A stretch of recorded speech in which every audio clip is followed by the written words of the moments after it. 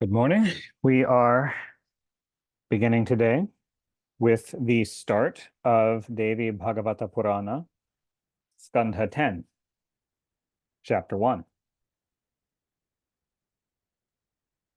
Narada said, O Narayana, addressing Rishi Narayana, O thou, the supporter of this whole world, the preserver of all, since Rishi Narayana, as Narada well knows, is an avatar of the Devata Narayana.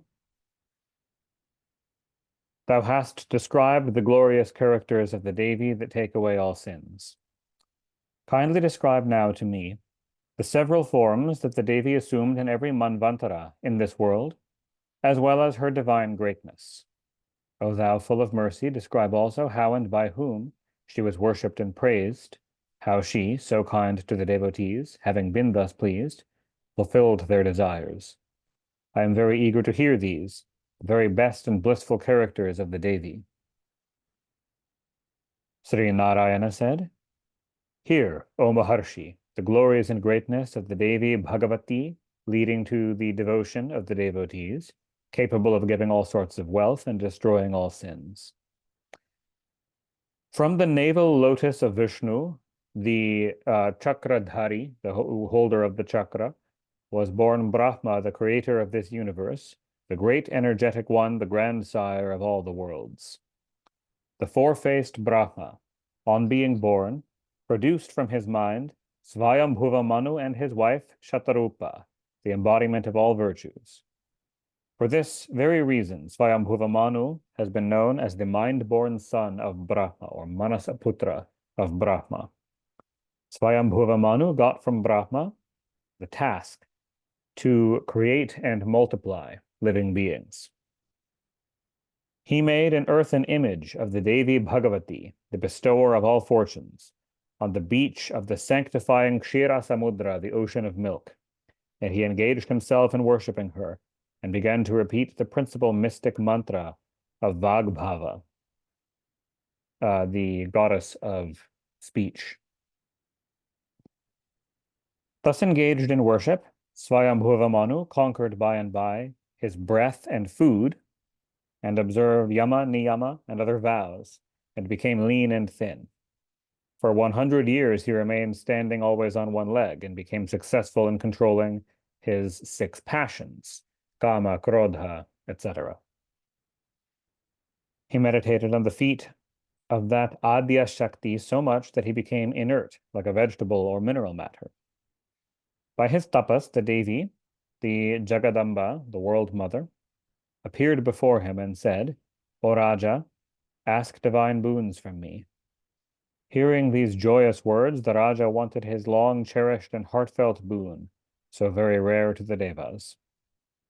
Manu said, O great-eyed Devi, victory to thee residing in the hearts of all, O thou who is honored and worshipped, O thou upholdress of the world, O thou auspicious of all auspicious things.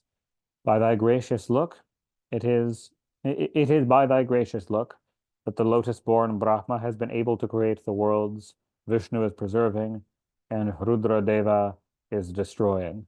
By thy command it is that Indra, the husband of Shachi, has got the charge of controlling the 3 lokas, and Yama, the lord of the departed, is awarding fruits and punishing according to their merits or demerits the deceased. O Mother, by thy grace, Varuna, the Pashadhari, has become the lord of all aquatic creatures and is preserving them. And Kuvera, the lord of the Yakshas, has become the lord of wealth. Agni, Nair, Vayu, Ishana, and Anantadeva are thy parts and have grown by thy power. Those are various guardians of directions. O Devi, if thou desirest to grant me my desired boon, then, O thou auspicious one, let all the great obstacles to my work of procreating a population in this universe and increasing my dominion die away. And if anybody worships this great Vagbhava mantra, or anybody hears with devotion this history, or makes others hear this, they all shall be crowned with success and enjoyment, and mukti shall be easy to them. Especially, they will get the power to remember their past lives, acquire eloquence in speaking, all-around beauty, success in obtaining knowledge, success in their deeds, and especially in the increase of their posterity and children. O Bhagavati, this is what I want most. Here ends the first chapter of the 10th skandha on the story of Swayambhuva Manu and the Mahapuranam Srimad Devi Bhagavatam of 18,000 verses by Maharshi Veda Vyasa.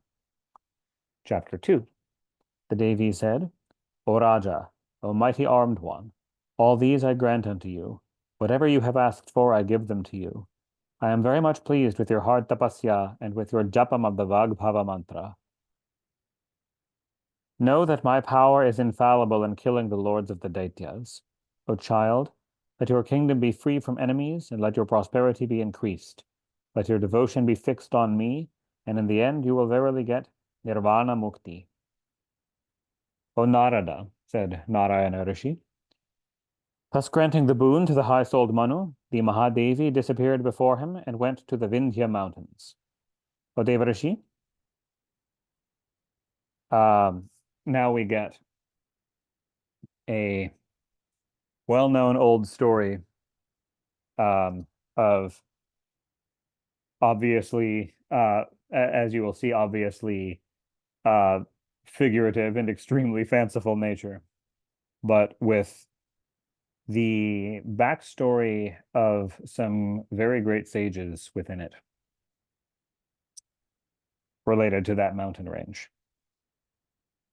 The Vindhya mountain increased in height so much that it was well nigh on the way to prevent the course of the sun when it was stopped by Maharshi Agastya, born of a kumbha, of a water jar. The younger sister of Vishnu, Varadeshwari, is staying here as the goddess Vindhyavasini. O best of the Munis, this Devi is an object of worship to all. Sonaka and the other rishis said, O Sutta, so here we're zooming an extra narrator out. O Sutta, who is that Vindhya mountain, and why did he intend to soar high up to the heavens to resist the course of the sun? And why was it that Agastya, the son of Mitravaruna, quieted that rising mountain? Kindly describe all these in detail. O saint, we are not yet satisfied with hearing the glories of the Devi, the ambrosial nectar that have come from your mouth. Rather, our thirst has been increased. So this story about the rising of the Vindhya mountains is not part of what was told by Rishi Narayana to Narada. This is a story interjected in by the bard Sutta, the traveling storyteller. Sutta said, O Rishis, there was the Vindhya mountain, highly honored and recognized as the chief of the mountains on the earth. It was covered with big forests and trees, creeping plants and shrubs flowered, and it looked very beautiful. On it were roaming deer, wild boars, buffaloes, monkeys, hares, foxes, tigers, and bears, stout and cheerful, with full vigor and all very merrily. The Devas, Gandharvas, Apsaras, and Kinnaras come here and bathe in its rivers. All sorts of fruit trees can be seen here. Something that the audience of this story would know, but for anyone who's not familiar with the geography of India, they may not know that the Vindhya mountain, it's not one mountain, it's a range of hills that runs roughly east to west, and it is the traditional border between North India and South India. It's actually fairly far north, but traditionally that is the dividing line.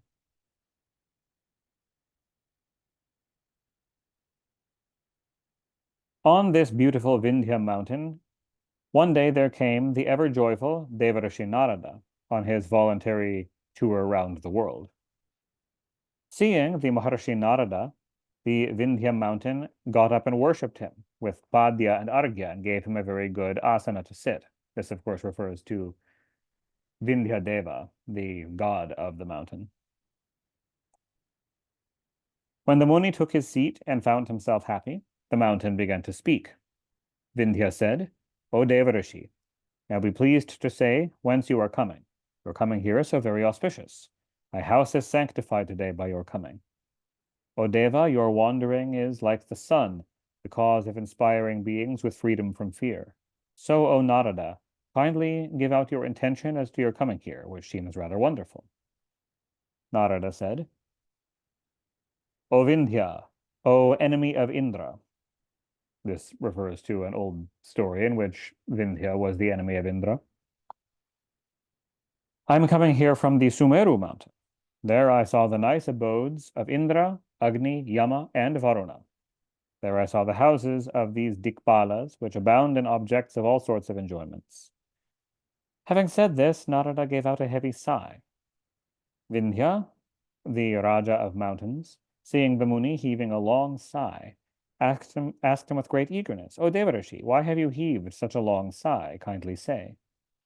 Hearing this, Narada said, O child, hear the cause why I sighed. See, the Himalaya mountain is the father of Gauri and the father-in-law of Mahadeva. Therefore, he is the most worshipped of all the mountains. The Kailasa mountain, again, is the residence of Mahadeva, hence that is also worshipped and chanted as capable of destroying all sins. So the Nishadha, Nila, and Gandhamadana and other mountains are worshipped at their own places. But more than this, that the Sumeru mountain, round whom the thousand-rayed sun, the soul of the universe, circumambulates along with the planets and stars, thinks himself the supreme and greatest among the mountains. I am the supreme. There is no mountain like me in the three worlds. Remembering this self-conceit of Sumeru, I sighed so heavily. O Vindhya, we are ascetics, and though we have no need to discuss these things, yet by way of conversation I have told this to you. Now I proceed to my own abode. Here ends the second chapter of the 10th book on the conversation between Narada and the Vindhya mountain and the Mahapuranam Srimad Devi Bhagavatam of 18,000 verses by Maharshi Veda Vyasa. Now, Narada is well known for this. In these folk stories, Narada often says, with plausible deniability, whatever is needed to stir up some trouble for his entertainment. And he is here deliberately trying to inflame the jealousy of the god of the Vindhya mountain above other mountains by pointing out how much more they are worshipped and that they think so highly of themselves. Chapter 3. Sutta said, O Rishis, thus mentioning the Devarishi, the great Jnani and Muni, going wherever he likes, went to the Brahmaloka. After the Muni had gone, Vindhya became immersed in great anxiety, and becoming always very sorrowful, could not get peace. What shall I do now so as to overthrow Meru? Until I do that, I won't be able to get the peace of my mind or health. The high-souled persons always praised me for my enthusiasm and energy. Fie to my energy, honor, fame, and family, my strength and heroism. O Rishis, with all these cogitations in his mind, Vindhya finally came to this crooked conclusion. Daily the sun, stars, and planets circumambulate round the Sumeru, hence Sumeru is always so arrogant. Now, if I can stop the sun's course in the skies by my peaks, he will not be able to circumambulate round Sumeru. If I can do this, certainly I will be able to curb Sumeru in his pride. Thus coming to a conclusion, Vindhya raised his arms, which were the peaks, high up to the skies, and blocking the passage in the skies, remained in that position and passed that night, with great uneasiness and difficulty, thinking when the sun would rise, he would obstruct his passage. At last, when the morning broke out, all the quarters were clear. The sun, dispelling the darkness, rose in Udayagiri. The sky looked clear with his rays. The lotus, seeing him, bloomed with joy, while the excellent white water lilies, at the bereavement of the setting moon, contracted their leaves and closed as if at the separation of one's lover gone to a distant place. The people began to do their own works on the appearance of the day, the worship of the gods, the offerings to the gods. The homas and the offerings to the pitris were set going on. In the morning, the worship of the gods. in the afternoon, more offerings to the gods, and in the evening, and the homas in the afternoon, and in the evening, the offering to the Pitris. The sun marched on his course. He divided the day into morning, midday, and afternoon. First of all, he consoled the eastern quarter, like a woman suffering from the bereavement of her lover. Then he consoled the southeastern quarter. Then, as he wanted to go quickly towards the south, his horses could not go further. The charioteer Aruna, seeing this, informed the sun what had happened. Aruna spoke, O sun, the Vindhya has become very jealous of the Sumeru as you circumambulate around the Sumeru mountain daily. He has risen very high and obstructed your course in the heavens, hoping that you would circumambulate around him. He is thus vying with the Sumeru mountain. Suta said, O rishis, hearing the words of Aruna the charioteer, the sun began to think thus, Oh, the Vindhya is going to obstruct my course. What can a great hero not do when he is in the wrong path? My horse's motions are stopped today. Fate is the strongest of all. Even when eclipsed by Rahu, I do not stop even for a moment. But now, obstructing my passage, I am waiting here for a long time. The Deva, or fate, is powerful. What can I do? The sun's course having been thus obstructed, all from the gods to the lowest became helpless and could not make out what to do. Chitragupta and others ascertained their time through the sun's course, and that sun was now rendered motionless by the Vindhya mountain. But a great adverse fate was this. When the sun was thus obstructed by the Vindhya out of his arrogance, the sacrifices to the Devas, the offerings to the Pitris, all were stopped. The world was going to rack and ruin. The people that lived on the west and south had their nights prolonged and remained asleep. The people of the east and the north were scorched by the strong rays of the sun, and some of them died. Some of them lost their health, and so forth. The whole earth became devoid of sraddhas and worships, and a cry of universal distress arose on all sides. Indra and the other devas became very anxious and began to think what they should do. And here ends the third chapter of the 10th book on the obstruction of the sun's course by the Vindhya mountain in the Mahapuranam Srimad Devi Bhagavatam of 18,000 verses by Maharshi Veda Vyasa. Chapter 4, Suta said, O rishis. Then Indra and all the other devas, taking Brahma along with them and placing him at the front of their group, went to Mahadeva and took his refuge. They bowed down to him and chanted sweet and great hymns to him who holds the moon on his forehead, the Deva of the Devas, thus. O thou, the leader of the host of gods, victory to thee. Thou whose lotus feet are served by Uma, victory to thee. O thou, the giver of the 8 siddhis and vibhutis to thy devotees, victory to thee. O thou, the background of this great theatrical dance of insurmountable Maya. Thou art the supreme spirit in thy true nature. Thou ridest on thy vehicle the bull, and residest in Kailasha, yet thou art the lord of all the devas. O thou whose ornament is snakes, who art the honored and the giver of honors to persons. O thou the unborn, yet comprising all forms, Shambhu, that findest pleasures in thy own self, victory to thee.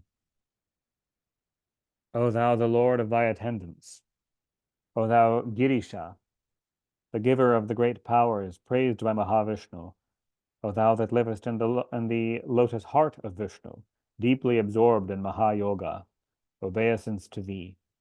O thou that canst be known through yoga, and nothing but yoga itself, thou the Lord of yoga, we bow down to thee. Thou awardest the fruits of yoga to the yogins.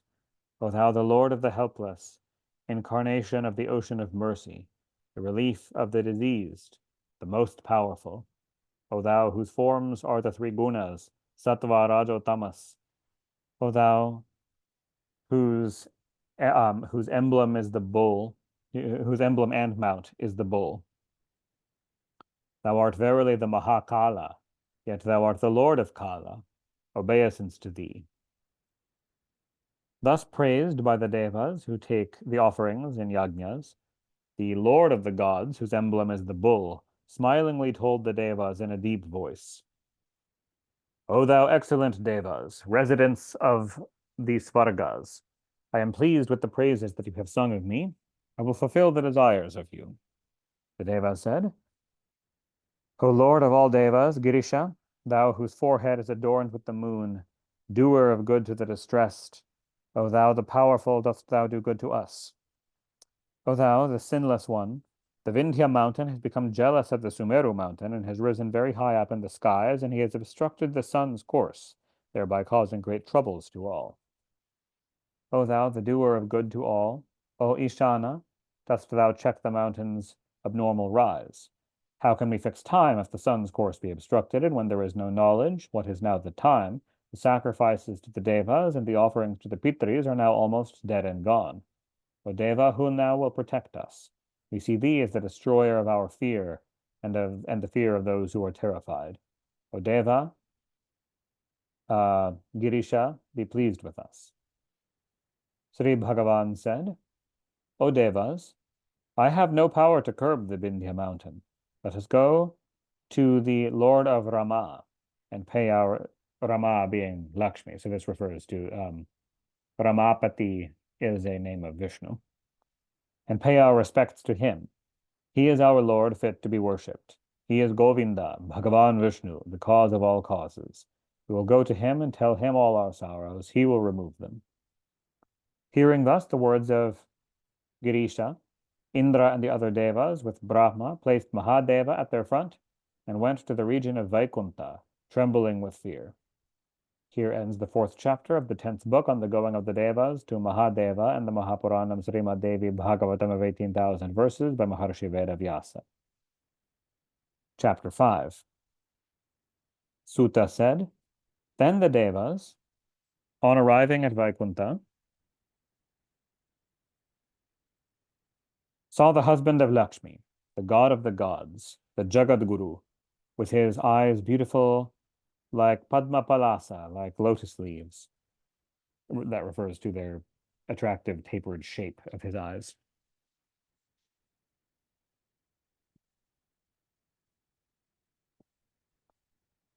Shining with brilliance, and they began to praise him in a voice choked with intense feelings of devotion. Jaya Vishnu, O husband of Rama, thou art prior to the Virat Purusha. In other words, before the first person. O enemy of the Daityas, they say, hopefully, themselves being enemies of the Daityas. O thou, the generator of desires in all, and the bestower of the fruits of those desires to all. O Govinda, thou art the great boar, and thou art of the nature of great yajnas. O Mahavishnu, Lord of Dharma, thou art the cause of the origin of the world. Thou didst support the earth in thy fish avatar for the deliverance of the Vedas.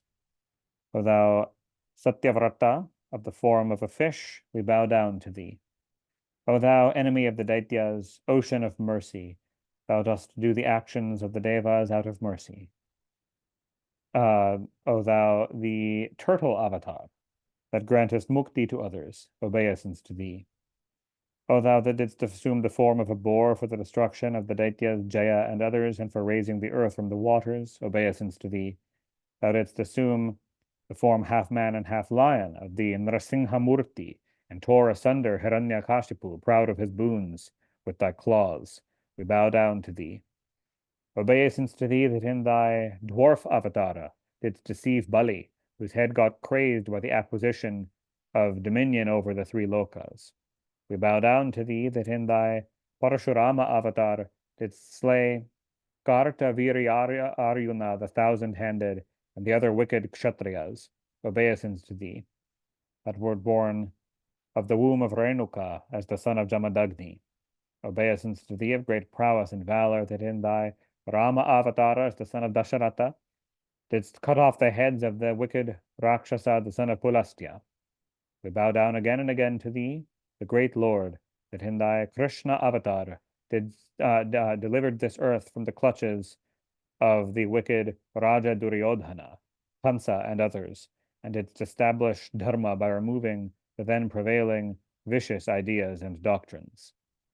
We bow down to thy Buddha avatar, that great Deva who didst come down here to put a stop to the slaughtering of innocent animals and to the performance of wicked and improper sacrificial ceremonies. Obeisance to the Deva.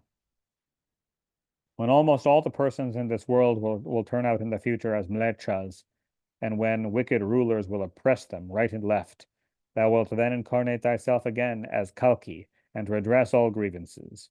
We bow down to thy Kalki form. O Deva, these are thy 10 avatars for the preservation of thy devotees, for the killing of the wicked Daityas. Therefore thou art called as the great reliever of all our troubles. O thou, victory to thee, the Deva who assumes the form of women and water for destroying the ailings of the devotees. Who else can be so kind? O thou, the ocean of mercy. O Rishis, thus praising the yellow-robed Vishnu, the lord of all the Devas, the whole host of the Devas bowed down to him and made shashtangas. Made shashtangas means bowed down fully on their face. Then Vishnu Gadadhara, hearing their hymns, gladdened them and spoke. Sri Bhagavana said, O Devas, I am pleased with your stotra. You need not be sorrowful. I will remove all your troubles that have become unbearable to you. O Devas, I am very glad to hear the praises that you have offered on me. Better ask boons from me. I will grant them, even if they be very rare and obtained with difficulty. Any person who rises early in the morning and recites with devotion this stotra sung by you will never experience any sorrow. O Devas, no poverty, no bad symptoms, no vetalas, nor grahas, nor brahmarakshasas. These are various types of malefic spirits. Nor any misfortunes will overtake him. No disease due to vata, pitta, and kapha, nor untimely death will visit him. His family will not go extinct, and happiness will always reign in his family. O Devas, this stotra can give everything, both enjoyment and freedom. Bhukti and mukti will come within anyone's easy access. There is no doubt in this. Now, what is your difficulty? I will remove it at once. There is not a bit of doubt in this. Hearing these words of Sri Bhagavan, the Devas became glad and spoke to Vishnu. And here ends the 5th chapter of the 10th book on the Devas going to Vishnu in the Mahapuranam Srimad Devi Bhagavatam of 18,000 verses by Maharishi Vedavyasa. Chapter 6. Suta said, O Rishis, hearing the words of the husband of Lakshmi, all the Devas became pleased and they spoke. O Deva of the Devas, Mahavishnu, O thou, the creator, preserver, and destroyer of the universe. O Vishnu, the Vindhya mountain has risen very high and has stopped the sun's course. Therefore all works on earth are suspended. We are not receiving our share of yajnas. Now where will we go? What will we do? We do not know. Sri Bhagavan said, O Devas, there is now in Kashi the Muni Agastya of indomitable power, in devoted service of that primordial Shakti Bhagavati, the creatrix of this universe. This Muni alone can put a stop to this abnormal Vindhya range. Therefore, it behooves you all to go to that fiery Dvija Agastya at Kashi, where the people get nirvana, the highest place, and pray to him. Suta said, O Rishis, thus ordered by Vishnu, the gods felt themselves comforted, and saluting him, they went to the city of Kashi. In a moment, they went to the holy city of Kashi, and bathing there at the Manikarnika Ghat, they worshipped themselves with devotion, and offered tarpanas to the Pitris and duly made their charities. Then they went to the excellent ashrama of the Muni Agastya.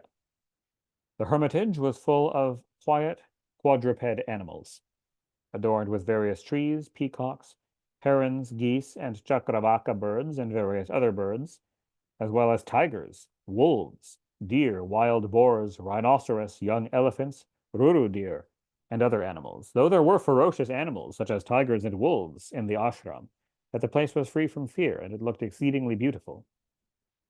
On arriving before the Muni, the gods fell prostrate before him and bowed down again and again to him. Then they chanted hymns to him and said, O Lord of Dvijas, thou honored and most worshipful, victory to thee. Thou art born from a water jar. Thou art the destroyer of the Asura Vatapi, obeisance to thee. O thou, full of Sri, the son of Mitravaruna, thou art the husband of Lopamudra. Thou art the storehouse of all knowledge. Thou art the source of all the Shastras. Obeisance to thee. At thy rise, the waters of the ocean become bright and clear. Obeisance to thee. At thy rise, the kasha flower blossoms. Thou art adorned with clots of matted hair on thy head, and thou always livest with thy disciples. Sri Ramachandra is one of thy chief disciples. O Mahamuni, thou art entitled to praise from all the devas. O best storehouse of all qualities, O great Muni, we now bow down to thee and thy wife Lopamudra. O Lord, very energetic one, we are all very much tormented with unbearable pain inflicted on us by the Vindhya range, and we therefore take refuge of thee. Be gracious unto us.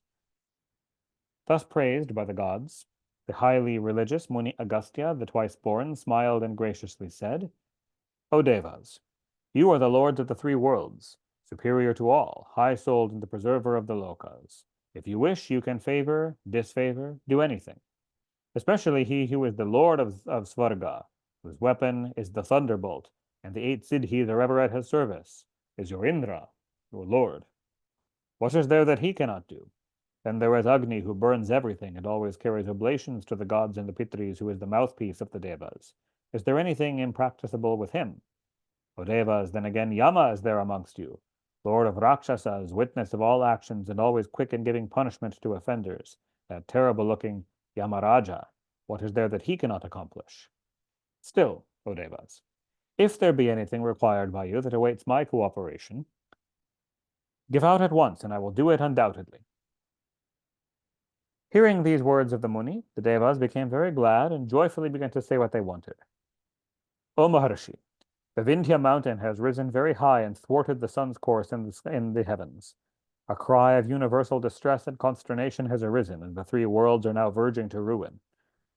O Muni, now what we want is this, that thou, by thy power of tapas, curbest the rise of this Vindhya mountain. O Agastya, certainly by thy fire and austerities, that mountain will be brought down and humiliated. This is what we want.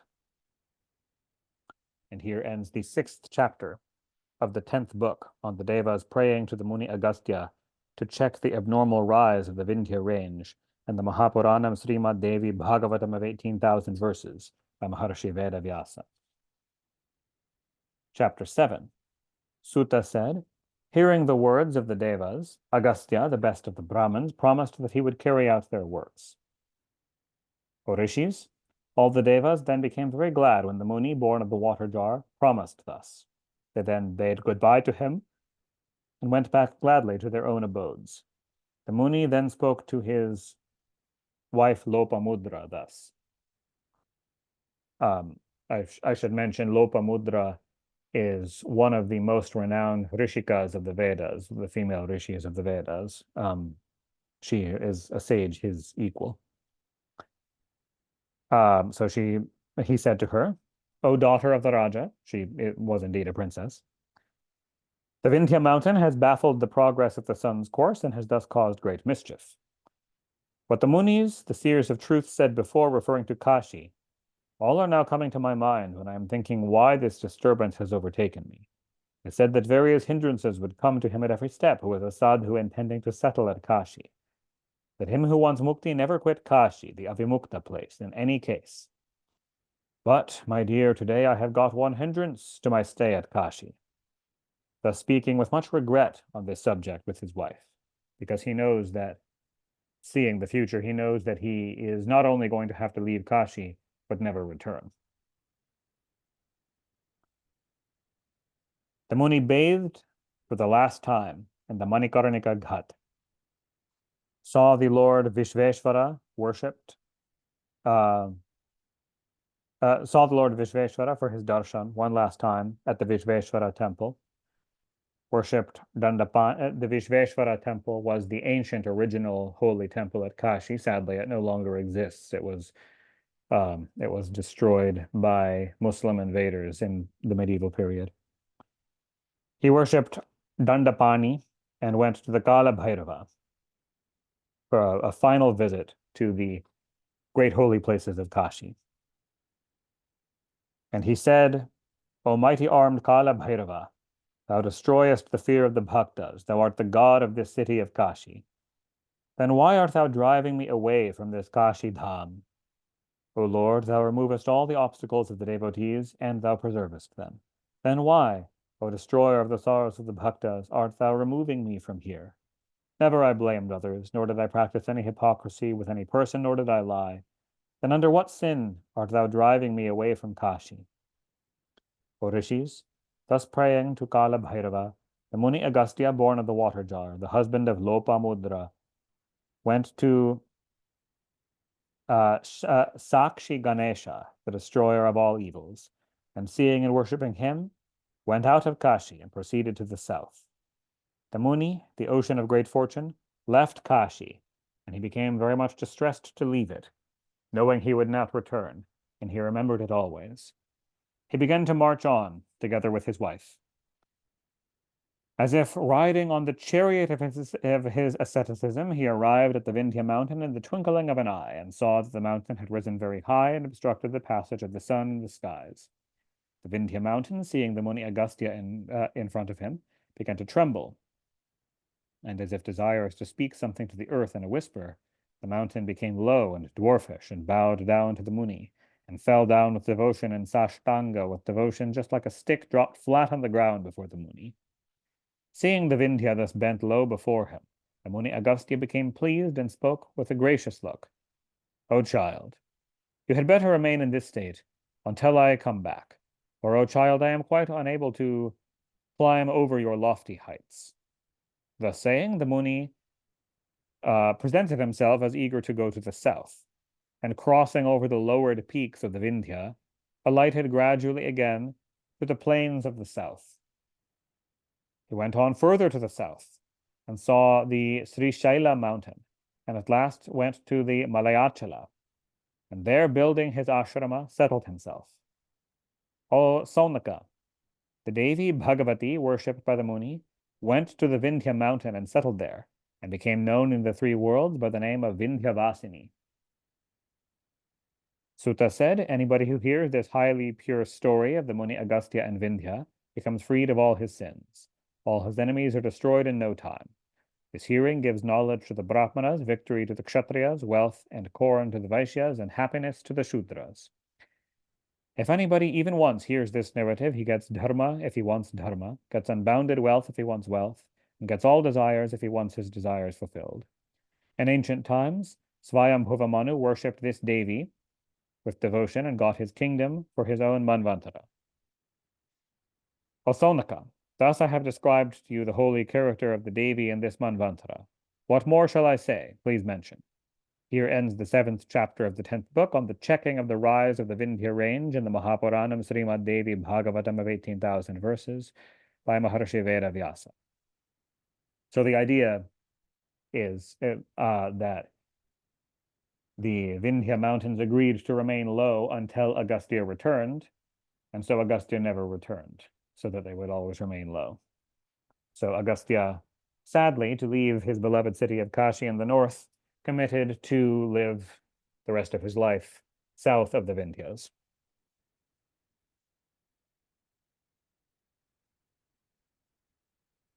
Chapter 8. Sonaka said, O Sutta, you have described the beautiful narrative of the first Manu, Swayambhuva.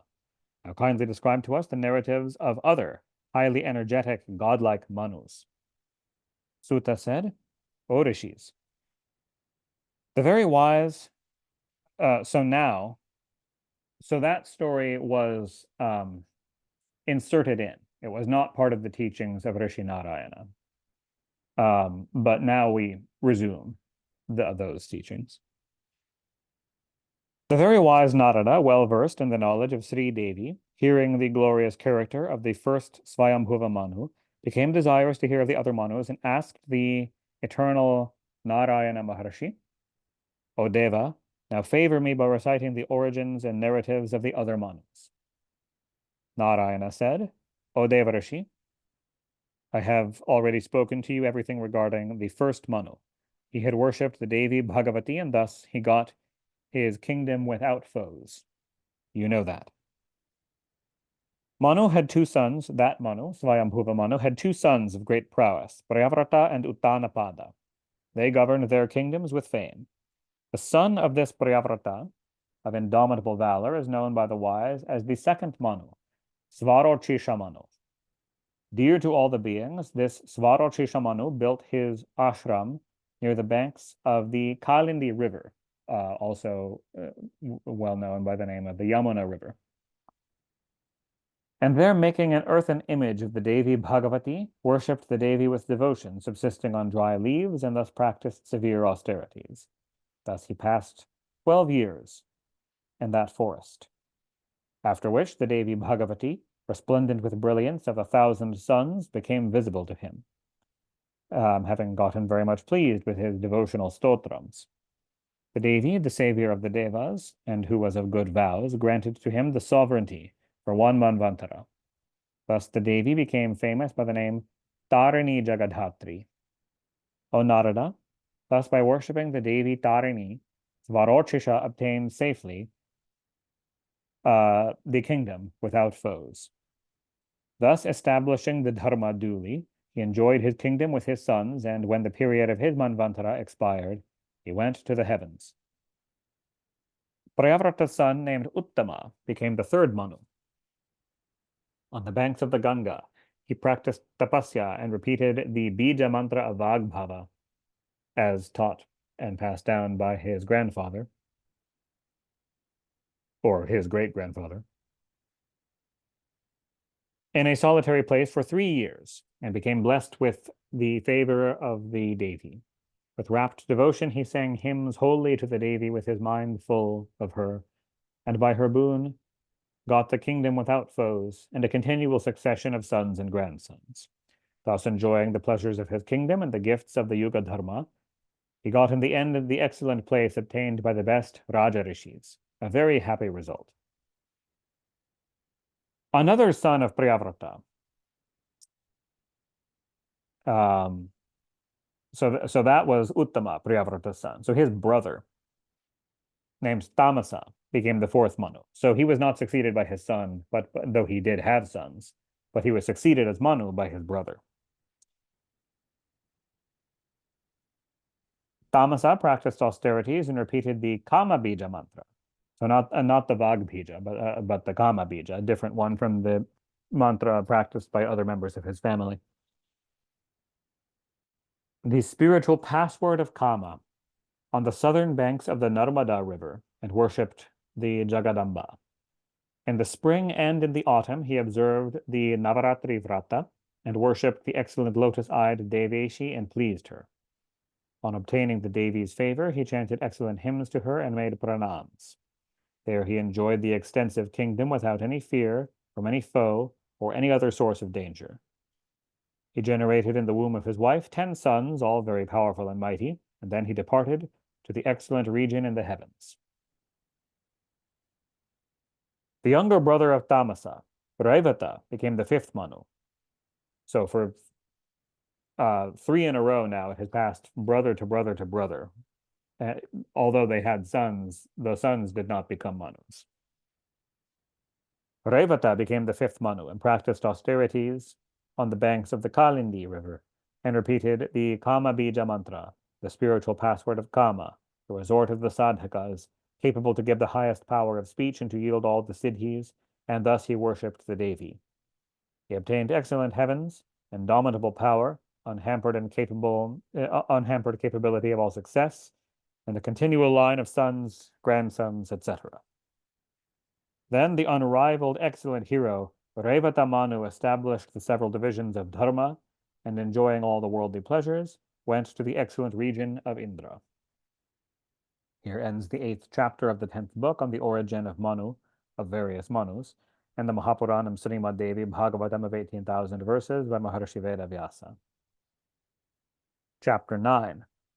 Narayana said, O Narada, I will now narrate the supreme glories of the Devi and the story of how Manu the son of Anga obtained his excellent kingdom by worshipping the Devi Bhagavati.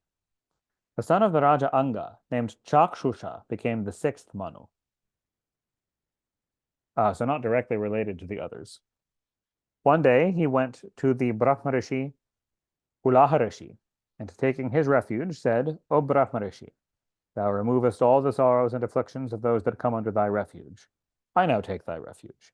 Kindly advise thy servant how he may become the lord of an endless amount of wealth. O Muni, What can I do so that I may get the sole undisputed sway over the world? How can my arms wield weapons and manipulate them so that they may not be defeated? How may my race and line be constant and my youth remain ever undecayed? And how can I in the end attain mukti? O Muni, kindly dost thou give instructions to me on these points and oblige me. Hearing thus, the Muni wanted him to worship the Devi and said, O Raja, listen attentively to what I say to you today. Worship today the all-auspicious Shakti. By her grace, all your desires will be fulfilled.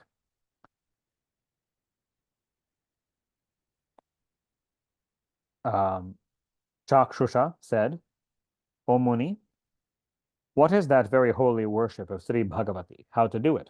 Kindly describe this in detail. The Muni said, O Raja, I will now teach you all about the excellent puja of the Devi Bhagavati. Here. Recite mentally, always, the bija mantra of Vakbhava, the speech bija, the deity being Mahasarasvati. If anyone makes slow japam of the Vakbhava bija thrice a day, one gets both the highest enjoyment here and, in the end, mukti. O son of a kshatriya, there is no other bija mantra better than this of Vak. Through the japam, not that Vak is the bija mantra, but Vak refers to this particular bija mantra. Through the japam of this bija mantra comes the increase of strength and prowess and all successes. By this japam, Brahma, it is by this japam that Brahma is so powerful and has become the creator, Vishnu preserves the universe, and Maheshvara has become the destroyer of the universe. The Dikpalas, the regions of the quarters, and the other Siddhas have become very powerful by the power of this mantra and are capable of favoring or disfavoring others. So, O Raja, you too should worship the Devi of the Devas, the Jagadamba, and ere long you will become the Lord of unbounded wealth. There is no doubt in this. O Narada, thus advised by Pulaharishi, the son of the Raja Anga, went to the banks of the Viraja river to practice austerities. There the Raja Chakshusha remained absorbed in japam of the Vagbhava Bija mantra and took for his food the leaves of the trees that dropped on the ground, and thus practiced severe austerities. The first year he ate leaves, the second year he only drank water, and in the third year he sustained his life by breathing air, and thus remained steady like a pillar. Thus he remained without food for 12 years. He went on performing japam of the Vagbhava mantra, and his heart and mind became purified.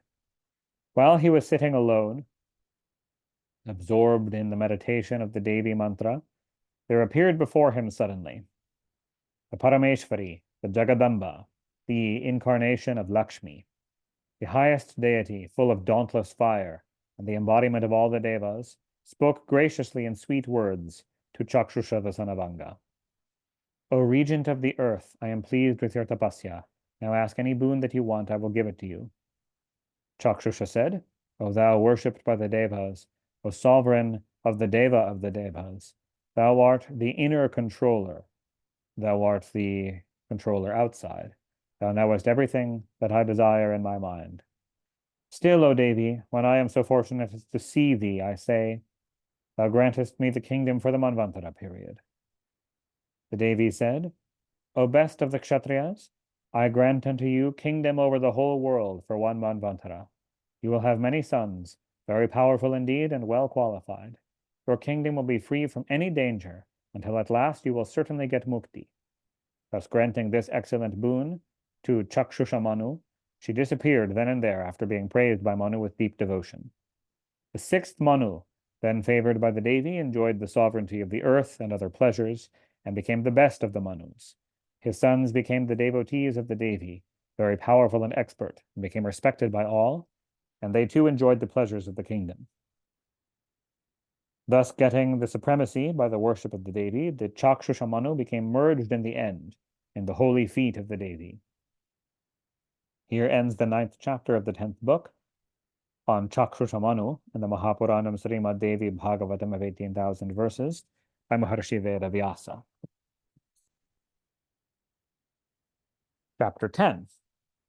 Narayana said, Now the 7th Manu is the Right Honorable Excellency the Lord Vaivasvata Manu Sradha Deva, honored by all Rajas and the enjoyer of Brahmananda, the highest bliss of Brahman. I will now speak of this seventh Manu.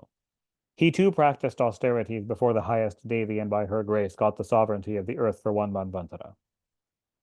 The eighth Manu is Surya's son, known as Savarni.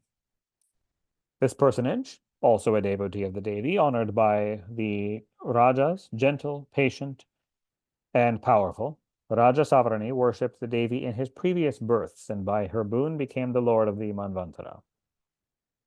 Narada said, O Bhagavan, how did this Savarni Manu worship in his previous birth the earthen image of the Devi? Kindly describe this to me. Curiously, Narada skips over the seventh Manu and asks about the eighth. Presumably, Narada was already familiar with the details of the worship of the seventh. Narayana said, O Narada, this eighth Manu had been before in the time of Svarochisha Manu. Well, way back during the second Manvantara, the eighth had already been born. In a prior birth at that time. He was a famous king, known by the name of Surata, born of the family of Chaitra and very powerful. He could well appreciate merits. He was clever in the science of archery. He amassed an abundance of wealth. He was a generous donor, a very liberal man, and he was a celebrated poet and honored by all. He was skilled in all arts of warfare with weapons and indomitable in crushing his foes.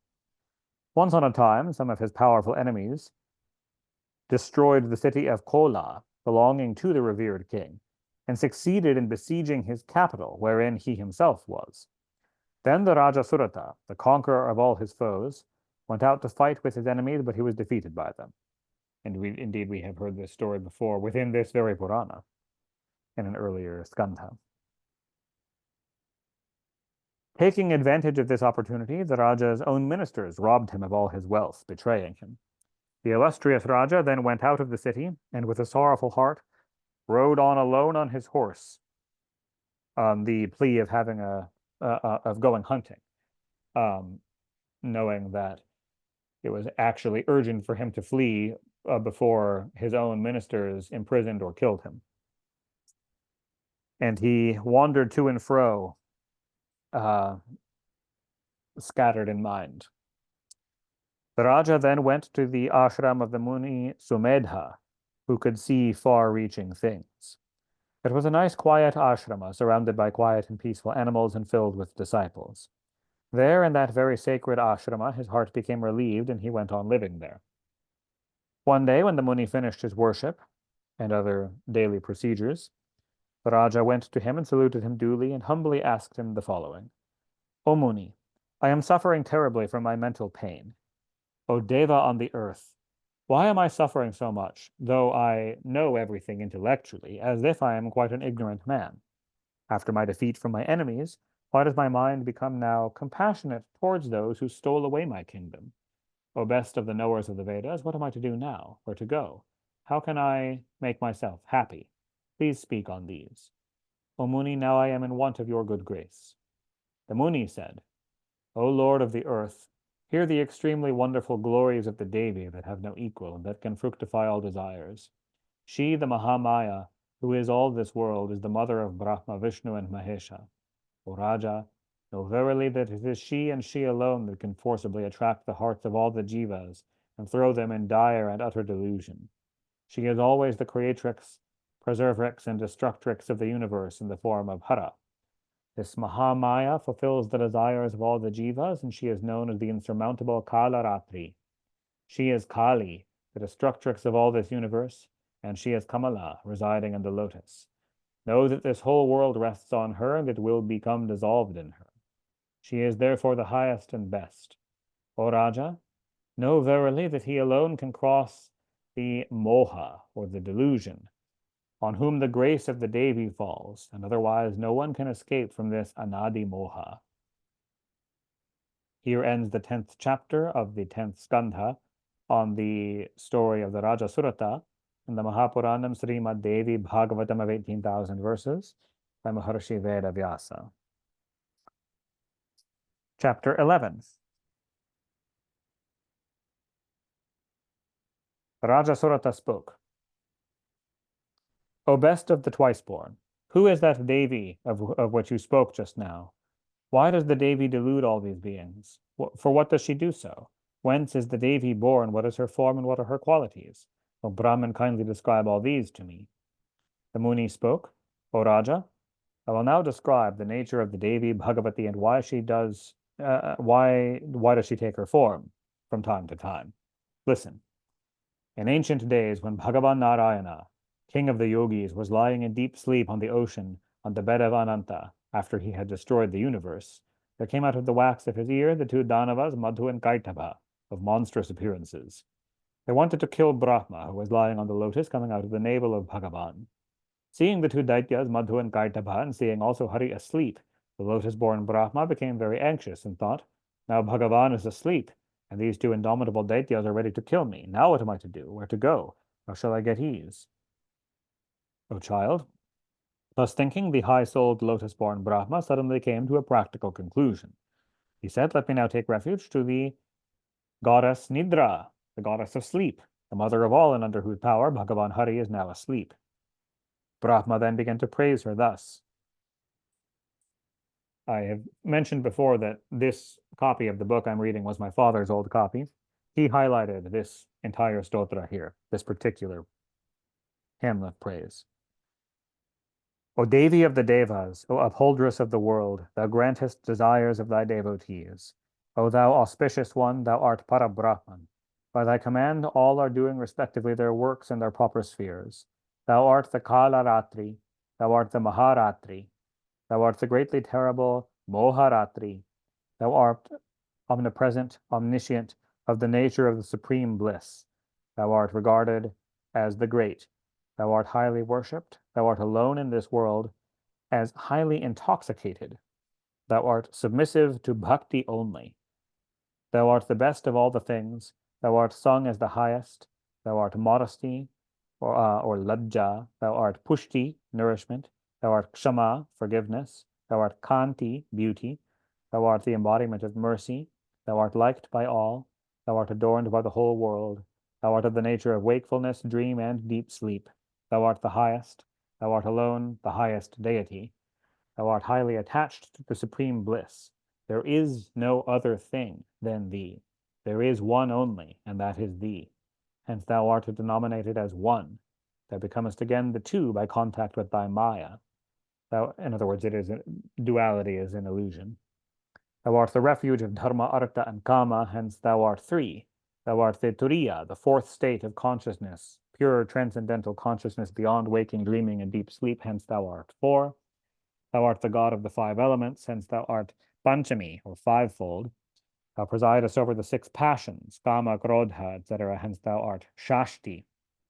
Thou presidest over the 7 days of the week, and thou grantest boons 7 by 7, hence thou art 7. Thou art the god of the 8 vasus, hence thou art ashtami. Thou art full of the 9 ragas and 9 parts, and thou art the goddess of 9 planets, hence thou art Navami. Thou pervadest the 10 quarters, and thou art worshipped by the 10 quarters, hence thou art named Dashami. Thou art served by the 11 Rudras, the goddess of 11 Ganas, and thou art fond of Ekadashi Titi, hence thou art denominated Ekadashi, the 11th.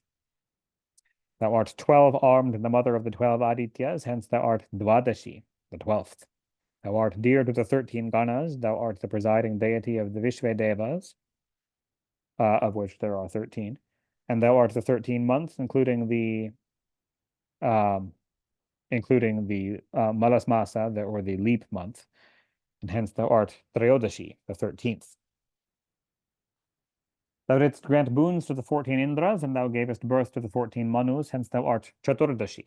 Thou art knowable by the Panchadashi, a secret mantra of Shakta Tantra.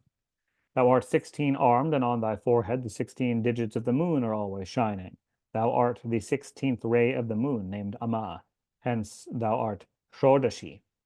O Deveshi, thou, though attributeless and formless, appearest in these forms and attributes. Thou hast now enveloped in moha and darkness the husband of Rama, the Bhagavan, the Deva of the Devas. These Daityas, Madhu and Kaitava, are indomitable and very powerful. So to kill them, Thou better dost awake the Lord of the Devas. The Muni said, thus praised by the lotus-born, the Tamasi Bhagavati, the goddess of sleep, the beloved of Bhagavan, left Vishnu and enchanted the two Daityas. On being awakened, the supreme spirit Vishnu, the Lord of the world, the Bhagavan, the god of the Devas, saw the two Daityas. Those two monstrous Danavas, beholding Madhusudana, came up before him, ready to fight. It's ironic to refer to him as Madhusudana, since this is the name he's given upon killing them. The hand-to-hand fight lasted amongst them for 5,000 years. Then the two Danavas, maddened by their great strength, were enchanted by the Maya of Bhagavati and told the supreme deity to ask a boon from us. Hearing this, the Bhagavan Adipurusha asked the boon that both of them would be killed that day by him. Those two very powerful Danavas spoke to Hari again, very well. Kill us on that part of the earth which is not under water. O Raja, Bhagavan Vishnu, the holder of the Kanchan club, said, all right, indeed, let that be so. Saying this, he placed them upon his thigh and severed his heads with his chakra. O Raja, thus Mahakali, the queen of all yogas, arose on this occasion when the praise was offered her by Brahma. O Raja, now I will describe another account of how Mahalakshmi appeared on a different occasion. Listen. And here ends the 11th chapter of the 10th book on the killing of Madhukaitaba and the Mahapuranam Srimad Devi Bhagavatam of 18,000 verses by Maharshi Vedavyasa. And I will have to end there for today and pick up with this next story of the goddess at the start of next time.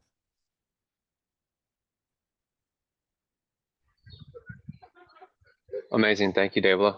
Yep. Thank you very much for coming. With the Agastya story, Mhm.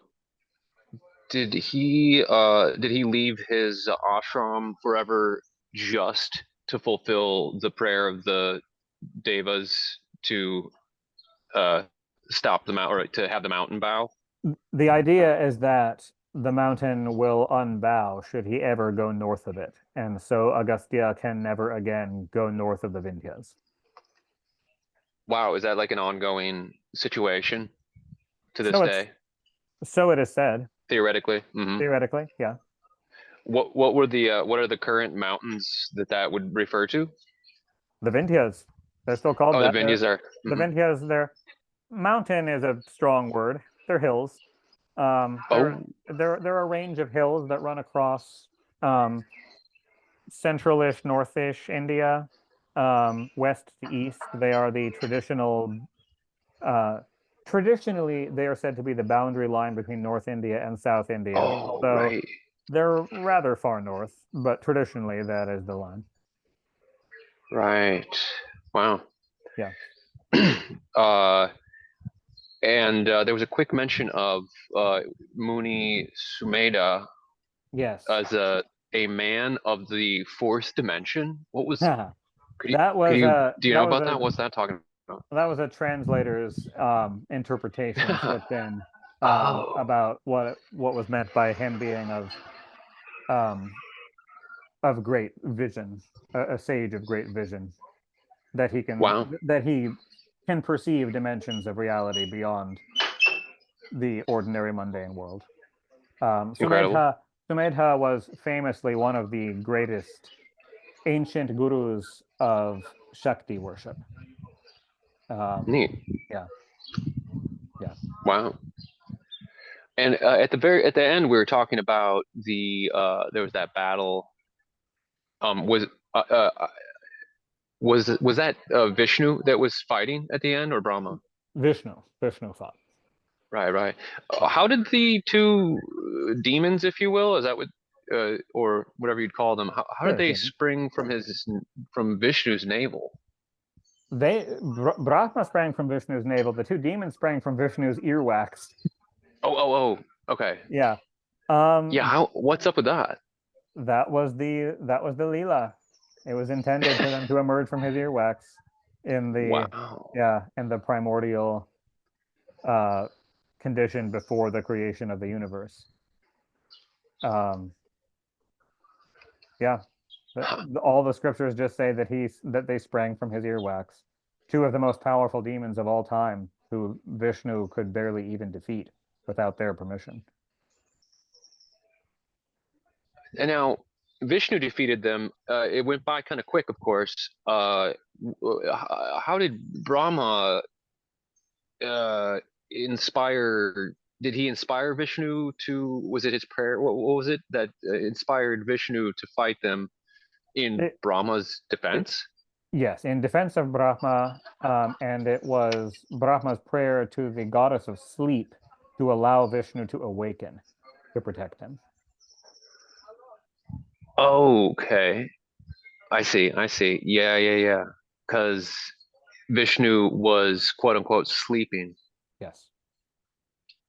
when they emerged, Hmm. and then Brahma was defense couldn't handle them. Yeah. So Wow. he prayed to Nidra Devi to sleep herself to release Vishnu and allow him to awake so that he would defend Brahma from them. Wow. Now, symbolically, quickly, how would you kind of compare what or just describe when they're saying, Vishnu is sleeping? Like, what is that? Is that some sort of like Yeah, reference to it, some ref, it ref, galactic?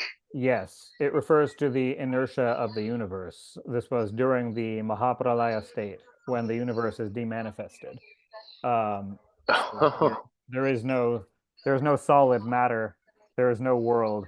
This is so there's in the cycles where the universe comes into being, goes out of being. When it's out of being, that is what is spoken of as Vishnu being asleep. Wow. Yeah. Amazing. Cool. All right. Nice to be back. Nice to Yes. have another Happy. reading. It's been a while. That's Yeah, it great. has been a while. Happy to resume. Fabulous. Thank you, David. Jay Ma. Jai Ma.